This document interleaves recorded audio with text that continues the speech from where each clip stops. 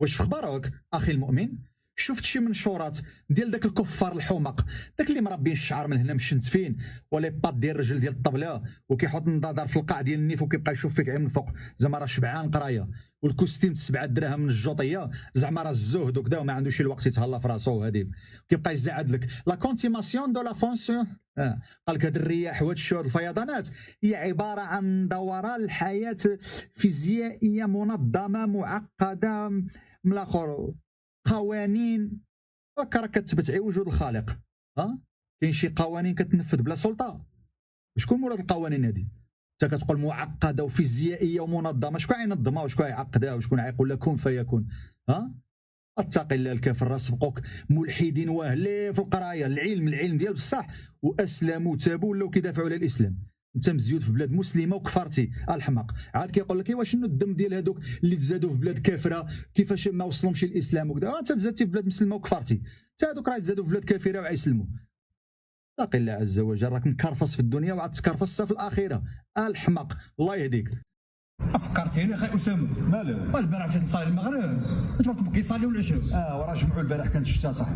وكلشي تلف اخي اسامه. ما عرفتي مثلا ولا؟ انا كنقول لك كلشي تلف ماشي غير انا. كتوقع هذه.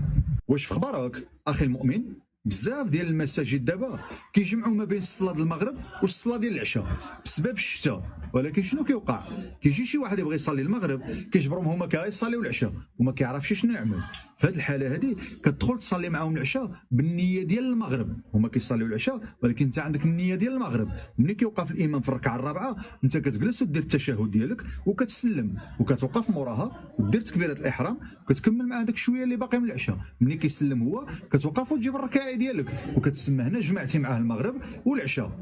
وإلا جيتي مسبوق بركعه يعني لحقتي معاه في العشاء 3 الركعات كتدخل معاه بالنيه ديال المغرب وكتسلم معاه، حيت المغرب هي هذيك 3 ديال الركعات، وكل ما جيتي مسبوق راه الحكم المسبوق باين. وديك الساعه الصلاه ديال العشاء بغيتي قلب لا شي جماعه ما جمعوش بغيتي تصليها في الدار ديالكم حتى يدخل الوقت وصلي العشاء ديالك، حيث اختلاف النية الإمام مع المأموم لا تضر. معاذ بن جبل رضي الله عنه كان كيصلي مع الرسول صلى الله عليه وسلم العشاء، وملي كيمشي للقوم ديالو كيصلي بهم العشاء، هو النافلة هما الفريضة.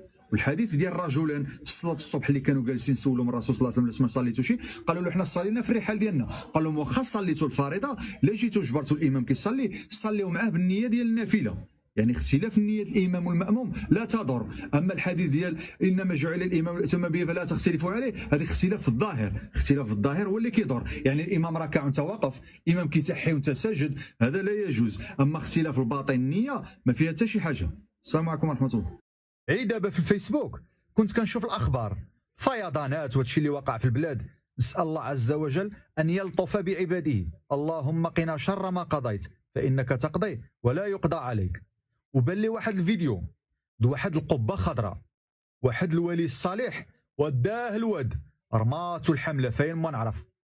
وانا نتفكر الشيوخ الزوايا الهرطوقيه الهرموزيه الخرموزيه اللي كيستعنوا وكيستغثوا بالاموات، يقول لك كينفعوا كيضروا.